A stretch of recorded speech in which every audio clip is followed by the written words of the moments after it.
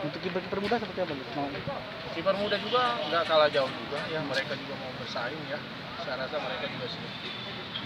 Terus ini kan kita kedatangan Beto nih, gimana pendapatnya? Ya semoga aja dengan kedatangan dia sangat membantu tim ya. Saya rasa insya Allah lah, Bismillah. Dan dengan adanya dia sangat membantu ya. Insya Allah kita lolos juga. Apa perlu tambahan untuk di belakang pemain yang baru? Kita nggak tahu mas. Siapapun yang datang, insya Allah bisa membantu tim ini.